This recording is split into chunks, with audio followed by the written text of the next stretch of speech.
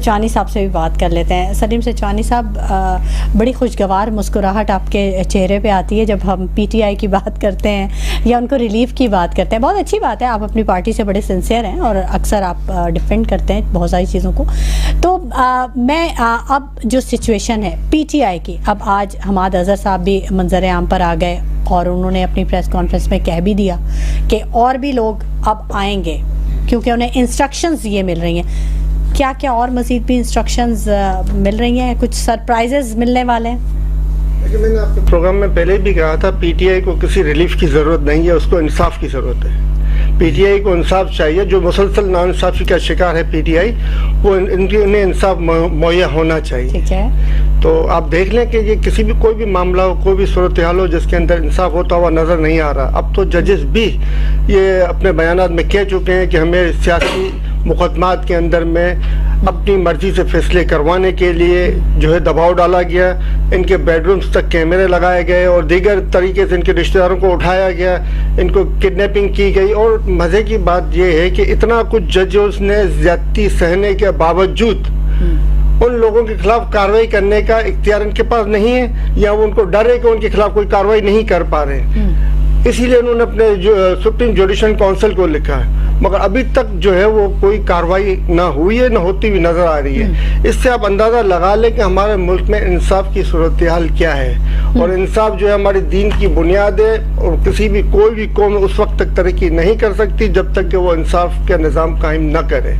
तो हमें इंसाफ का निज़ाम कायम करने के लिए इन जजों का साथ देना चाहिए हर किसी को, और इंसाफ होगा तो मुल्क तरक्की करेगा। और फॉर्म 47 वाले कभी कौम पे मुसलत नहीं होंगे। बैरून मुल्क प्रॉपर्टियाँ रखने वाले, बैरून ममालिक में अपने मफादात रखने वाले, बैरून ममालिक के लिए काम करने वाले, निज़ाम इंसाफ के अंदर इनकी कोई भी गुंजाइश नहीं होती। अच्छा, आपके लीडर जो पीटीआई के बानी पीटीआई हैं, उन्होंने ये क्या जून या जुलाई का क्या ये मंथ का एक बोला कि जून और जुलाई जो है ये इम्पोर्टेंट है, ये किस हवाले से? अभी तो बजट आने वाला है, अभी आवाम को और चैलेंजेस का सामना है। देखिए, पीटीआई के लिए तो हर दौर इम्पोर्टेंट है, और जून और जुलाई का जो उन्होंने कहा है तो क्या सूरत रख के मद्देनजर रख के उन्होंने कहा, दूर अंदेशी की कोई बात होगी उनके जहन में आई होगी सिचुएशन के सामने, सिचुएशन के हिसाब से जो भी बात होगी वो सामने आ जाएगी। सलीम सेचवानी साहब, ये तो खैर मैंने भी अपना एक हिस्सा डाल दिया गुफ्तगू में कि मेरा एक अपना एक्सपीरियंस था और मुझे बड़ा ये रहता है याद। तो अब हम बात कर लेते हैं कुछ सियासत की। एक मरतबा फिर सियासत का जवाल शुरू हो रहा है क्या? रऊफ, थोड़ा सा और बात कर लूं मैं? जी जी, जरूर जरूर, क्यों नहीं, बिल्कुल। देखिए, पीआईए जो है वो एक टाइम ये था कि इंटरनेट डोमेस्टिक जितनी भी फ्लाइट्स होती थी ना, वो सिर्फ पीआईए की होती थी, उस पर कोई नई एयरलाइन नहीं थी। फिर जो मिनिस्टर पीआईए जिनके अंडर में आया, उन्होंने अपनी अपनी एयरलाइनें बनानी शुरू कर दी। ऐसे आपके सामने काफी मिनिस्टर मौजूद हैं जो मौजूदा दौर के भी हैं, सियासतदान जिन्होंने अपनी अपनी एयरलाइनें बना ली। और अभी वो पीआईए को खरीदने के लिए भी, पीआईए को खरीदने के लिए भी उनके टेंडर में से कोई होगा पीआईए को खरीदने वाला भी, जो अपने कमीशन और दीगर मामलात में, जैसे फ्रंटमैन डोडी साहब ने क्या फैसला, तो फारूक साहब ने कि फ्रंटमैन कोई न कोई सामने आ जाएगा इसका भी कि कौन था और कौन है। तो आप देखें कि इस तरीके से जब एक रोजवेल्ट पीटीआई के दौर में एक होटल जो पीआईए का एक रोजवेल्ट जो है सेल आउट हो रहा था, तो उस वक्त जो है रोजवेल्ट को सेल आउट ना हो उसके लिए कितना शोर शराबा किया गया, कितनी कैंपेनिंग की गई, और आज पूरा इदारा सेल आउट हो रहा है मगर सबके लब खामोश है कि ये सेल आउट नहीं होना चाहिए।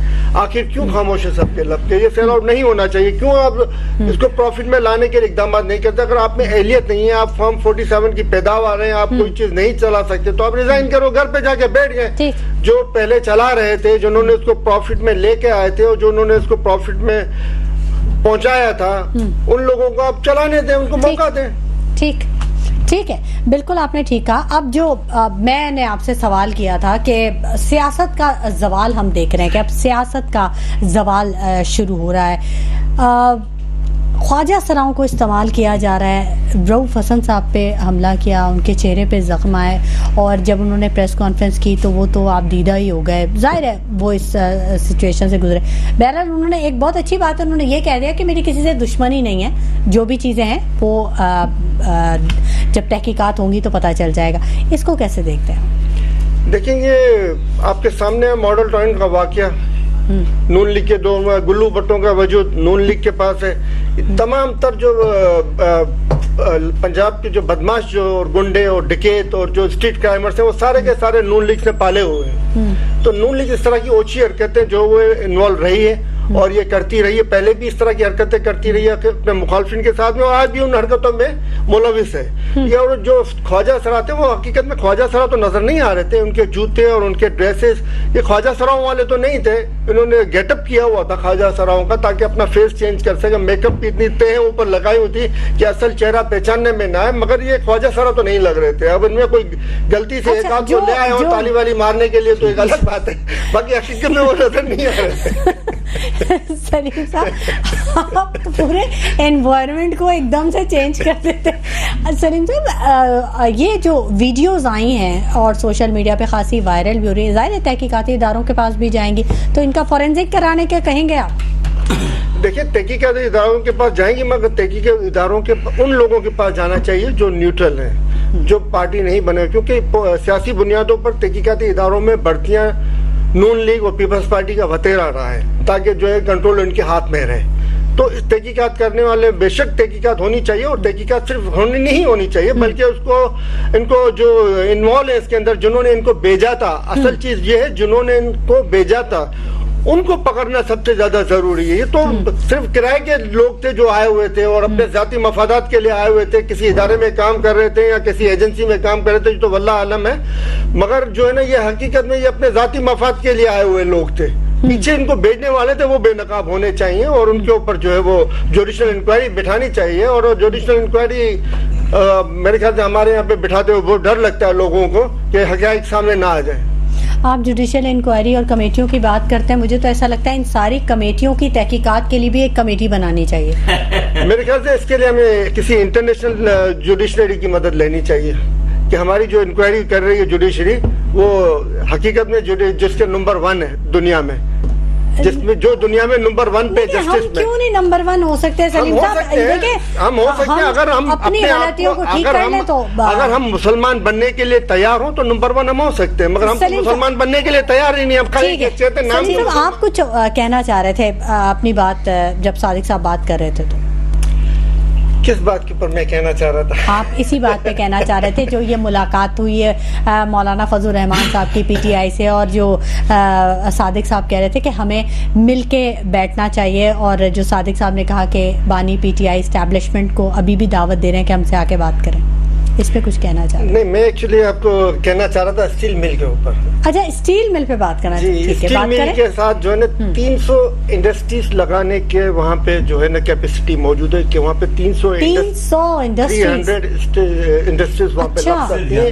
और उसको वो स्टील मिल जो लगाई गई थी वो लोहे से रिलेटेड 300 जो वो इंडस्ट्रीज मजीद लगे, इसीलिए वहाँ पे इतनी जगह और स्पेस रखा गया था, यानी एक शहर आबाद किया गया। इसमें मैं फारूक डाडी साहब की एक तजवीज़ से बड़ा इत्तेफाक करता हूँ कि ये मेरे ख्याल से ये स्टील मिल जो है with 300 industrial chamber of commerce को दे दी जाए इनको कि भाई यहाँ पे आप 300 कोई कीमत लिए बगैर, ऐसे नहीं उनसे कीमत, यहाँ पे आप 300 इंडस्ट्रियां लगाएं और कौम को खुशहाल करें, कौम को जो है ना वो सस्ती चीजें मुहैया करें। हमें आपसे कोई कीमत नहीं है, जो उनको सस्ती बिजली भी मुहैया की जाए। 300 इंडस्ट्रीज का मतलब है सलीम साहब बेरोजगारी तो खत्म हो जाएगी, इतने एम्प्लॉयमेंट। कैनिप 2 जो हाफवे के करीब में काम जिसके ऊपर चल रहा था तकरीबन मुकम्मल हो चुका है और अभी तक इससे बिजली नहीं मिल रही है हम लोगों को।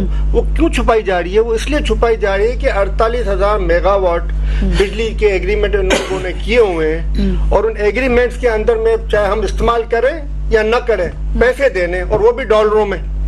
तो अब आप बताएं, और अभी 22,000 के करीब मेगावाट हमारी कैपेसिटी और इतनी तकरीबन हमारी जरूरत है, अगर ये चलता रहे तो उसमें भी 5 से 6,000 जो है ना मेगावाट की जो वो शॉर्टेज है। तो कीमत कौन दे रही है? 48,000 मेगावाट प्लस वो दावा है सिंध गवर्नमेंट का कि हम भी दे रहे हैं बिजली, प्लस जो है ना वो कुछ 1-2 प्लांट और भी हमारे चल रहे हैं। कराची में तो 60 रुपए पर यूनिट दे रहे हैं सर जी। देखिए, जब हम बिजली पाकिस्तानी कौम जब 1 रुपया यूनिट इस मुल्क के अंदर में था, कराची के थी उस वक्त 1 रुपया यूनिट के था, और वो जो है करोड़ों रुपए कमा के दे रहा था इदारे उस वक्त के। और आज जो है 60 रुपए भी है वो फिर भी नुकसान में जा रहे हैं कि हम देते हैं, हम ये लोग क्या दे रहे हैं, कौम निचोड़ रही है। 48 मेगावाट के कौम जो है वो पेमेंटें कर रही है और उसको 17,000 या 18,000 मेगावाट बिजली मिल रही है। इसके अलावा मैं कह रहा हूँ जो कौम के पहले से जो मंसूबे जो मौजूद थे उनकी बिजली कहाँ जा रही है? 2 दिन से तो जैसे थर का दावा है कि थर से हम बिजली वफाक को दे रहे हैं, तो वो बिजली कहाँ जा रही है? तो इतनी सारी बिजली कहाँ जा रही है? कौन खा रहा है इसकी मद में पैसे? कौन कमिश्नर खा रहा है? कौन कौम को लूट रहा है? इसके ऊपर तो एक मुकम्मल जो है वो इन्वेस्टिगेशन, जुडिशल इंक्वायरी होनी चाहिए कि किसने कौम को इस जुल्म के अंधेरे में धकेला है, जिसने इंपोर्ट बढ़ाई है डीजल की और पेट्रोल की मद में जो है ना $5 अरब की जहाँ इंपोर्ट होती थी वो इंपोर्ट को $30 अरब पे लेके गए और आज $1 अरब के लिए कौम को मकरूज बनाया हुआ। उनके ऊपर तो न सिर्फ तहकीकात होनी चाहिए बल्कि उन लोगों को जो आज लीडर बने हुए हैं कौम के, उनको जेलों में होना चाहिए। आप किस तहकीकात की बात करेंगे? मैं उन एग्रीमेंट्स की बात कर रहा हूँ। अभी गवर्नमेंट स्कैंडल सामने आया, इससे पहले और मजीद स्कैंडल्स, अभी अब देख ले, अब ये स्कैंडल क्या जिम्मेदार, क्या ये फॉर्म 47 वाले अकेले नहीं, उसको वो लाने वाले भी जिम्मेदार हैं इसके, जो उनको लेके आए, जो फॉर्म 47 वालों को लेके आए वो भी इस स्कैंडल के जिम्मेदार है। क्योंकि जब निगरान गवर्नमेंट चल रही थी तब भी ये वाकया हुआ, निगरान के बाद जब ये मौजूदा गवर्नमेंट फॉर्म 47 के तब भी हुआ। वो बैठे हुए क्या कर रहे हैं? आप मुझे बताएं, पाकिस्तानी आर्मी के पास सबसे बेहतरीन तैयारे जो है वो F-16 है, 40 से 45 साल पुराने F-16। दुनिया हर साल लेटेस्ट मॉडल आ रहा होता है, दुनिया में हर साल नई नई डेवलपमेंट हो रही होती है। तो हमारे पास आज 2024 के मॉडल के तैयारे होने चाहिए, क्यों नहीं है? क्योंकि कौम को जो है वो आगे की तरफ बढ़ने नहीं दिया जा रहा। आज हमारा डिफेंस कमजोर है, आज हमारी इकोनॉमी कमजोर है, आज हम खुद कमजोर हैं। हमारे आर्मी चीफ साहब कहते रहे कि जो है वो हमारे पास लड़ने के लिए तेल नहीं है, हमारे पास टैंक है। हमारा डिफेंस बिल्कुल भी कमजोर नहीं है। ये मैंने नहीं कहा है मेरी बहन, ये मैंने नहीं कहा, ये जो साफ नजर आ रहा है आपके सामने। F-16 कितने साल पुराने? 45 साल। हमारे पास क्या नए नहीं होने चाहिए? लेकिन आप देखें उन्हीं चीजों से मुंह तोड़ जवाब भी तो दिया है सलीम साहब। सबसे जो बेस्ट तैयारे हैं JF थंडर, बिल्कुल मगर उनकी एफिशिएंसी आप देखें और F-16 की एफिशिएंसी देखें तो उससे आगे नहीं है। ये थोड़ा सा दर्जा हरारत की बात आपसे जरूर करूंगी। बड़ा सख्त मौसम आ रहा है। आपके दौर में बिलियन ट्री मंसूबा आया था और कहा यह जा रहा था कि इंटरनेशनल लेवल पे भी बड़ा उसको पजीराई मिली थी। तो अब जो सूरत हाल है, माहिरीन ये कह रहे हैं कि दरख्तों की कमी ने इस माहौल को इतना गर्म कर दिया है कि 50 डिग्री से ज्यादा जा सकता है दर्जा हरारत। देखिए, दर्जा हरारत का जहाँ तक ताल्लुक है ना, तो वो सही बात है, ट्रीज वगैरह जो है हरियाली होनी चाहिए जिससे इस पे बहुत इफेक्ट आता है।